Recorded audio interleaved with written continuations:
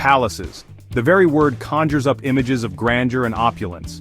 The word evokes images of European royalty with their majestic castles and sprawling estates and opulent lifestyles that seem almost otherworldly. But what about America? While the United States never had kings or queens, it does have its own share of palaces. These are not just buildings. They are symbols of a different kind of royalty. These architectural marvels, often built by industrialists and entrepreneurs, stand as testaments to a bygone era of American ambition and extravagance. They were the castles of the New World, built by the titans of industry. They offer a glimpse into a time when America's elite sought to emulate the grandeur of European aristocracy, creating their own versions of palaces on American soil. These were not just homes, but statements of power and wealth. These palaces, scattered across the country, are more than just grand residences. They are landmarks of history and culture. They are repositories of history, art, and culture, reflecting the aspirations and achievements of the people who built and inhabited them. Each room, each corridor, tells a story of its own. From the Gilded Age mansions of the Northeast to the opulent estates of the West Coast, these structures are a testament to the diverse architectural styles and cultural influences that have shaped America. America's palaces offer a fascinating journey through time, showcasing the country's architectural heritage and the stories of its people. They stand as monuments to the dreams and ambitions that built a nation. Nestled along the scenic Hudson River in Hyde Park, New York, stands the Vanderbilt Mansion, a testament to the opulence and grandeur of the Gilded Age.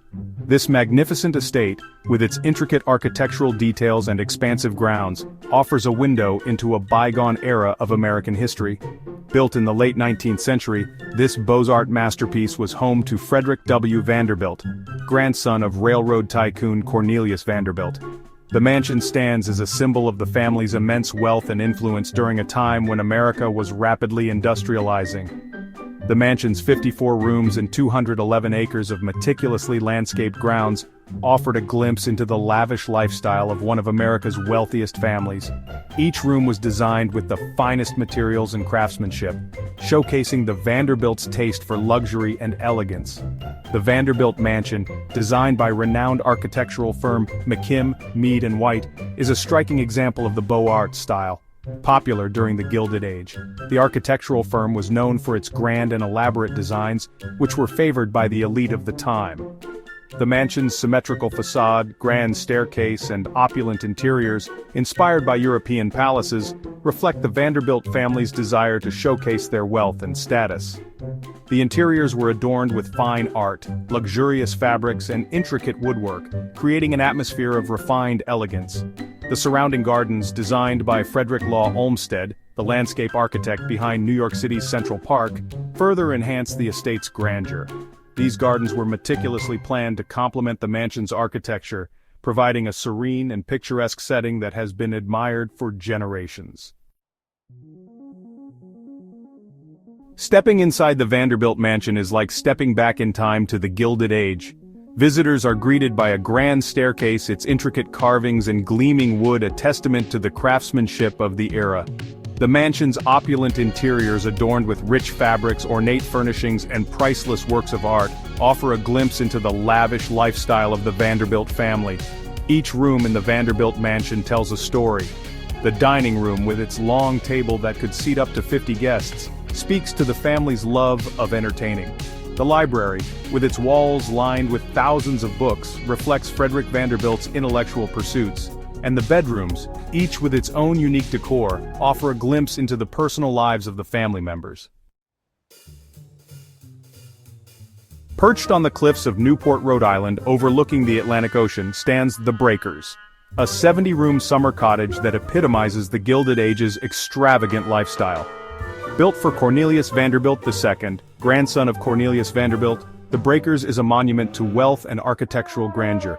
Inspired by the 16th century Italian Renaissance palaces, The Breakers, designed by renowned architect Richard Morris Hunt, features intricate carvings, imported marble, and a breathtaking central courtyard. The Breakers' interior is equally impressive, featuring a grand dining room that could seat 70 guests, a two-story library, and a music room that once hosted performances by renowned musicians. The mansion's grounds, designed by landscape architect Ernest W. Bowditch, are equally impressive, featuring formal gardens, fountains, and stunning ocean views. Section 5. The Breakers, a legacy of art and innovation. Beyond its architectural splendor, the Breakers is a treasure trove of art and innovation. The mansion features a vast collection of paintings, sculptures, and decorative arts from around the world, reflecting the Vanderbilt family's discerning taste and global reach. The Breakers was also ahead of its time in terms of technology. It was one of the first homes in America to have electricity, central heating, and an elevator.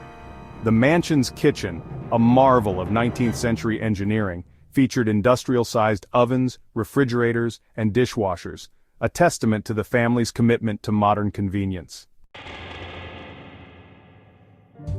Section 6. Iolani Palace, a Hawaiian monarchy's pride. In the heart of downtown Honolulu stands Iolani Palace, a symbol of Hawaiian history and culture. This majestic structure is not just a building, it is a testament to the rich heritage and the enduring spirit of the Hawaiian people.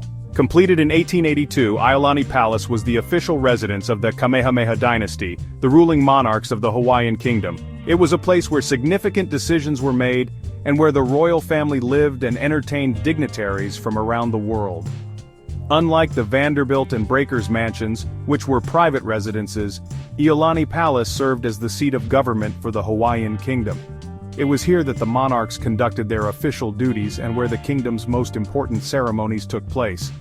Designed in the American Florentine style, Iolani Palace is a unique blend of European architectural influences and Hawaiian motifs. This fusion of styles reflects the openness of the Hawaiian kingdom to the world and its desire to incorporate the best of different cultures. The palace features a grand staircase made of native koa wood, a material highly prized in Hawaii for its beauty and durability. This staircase is not just a functional element, but a work of art that showcases the craftsmanship of Hawaiian artisans. Stained glass windows depicting the royal coat of arms, which add a touch of elegance and color to the palace interior. These windows are a reminder of the royal heritage and the pride of the Hawaiian monarchy, and ornate chandeliers imported from Europe. These chandeliers not only illuminate the palace but also symbolize the connection between Hawaii and the broader world. It was also the first official residence in the United States to have electric lighting, installed just a few years after Thomas Edison invented the first practical incandescent light bulb. This innovation highlights the forward-thinking nature of the Hawaiian monarchy and its commitment to modernization. Section 7. Iolani Palace, a symbol of resilience and cultural heritage. Iolani Palace witnessed a tumultuous period in Hawaiian history, from the height of the monarchy to its overthrow in 1893. Following the overthrow, the palace served as the capital building for the provisional government and subsequent governments. In the 1970s, Iolani Palace underwent a meticulous restoration, returning it to its former glory. Today, Iolani Palace stands as a symbol of Hawaiian resilience and cultural heritage. It is a museum and national landmark, offering visitors a glimpse into the history of the Hawaiian monarchy and the island's rich cultural heritage. Section 8. From Grandeur to History, the enduring legacy of America's palaces. America's palaces, from the Gilded Age mansions of the Northeast to the royal residence in Hawaii, offer a fascinating glimpse into the country's past. They stand as testaments to a time of great ambition, innovation, and architectural grandeur. While the original owners and their lavish lifestyles are long gone, these palaces continue to captivate and inspire, offering visitors a tangible connection to history. Today, many of these palaces have been transformed into museums, offering visitors a glimpse into the lives of the people who built and inhabited them.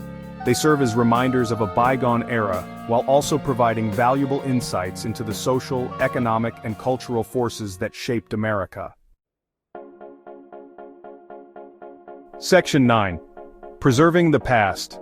A legacy for future generations. Preserving America's historic palaces is about more than just maintaining beautiful buildings. It's about safeguarding the stories they hold, the craftsmanship they embody, and the lessons they offer. These palaces are not just relics of the past, they are vital links to our shared history, providing context for the present and inspiration for the future. As stewards of these architectural treasures, it is our responsibility to ensure that future generations can continue to learn from and be inspired by these magnificent structures. By supporting preservation efforts, we are investing in a future where history and culture remain intertwined with our national identity.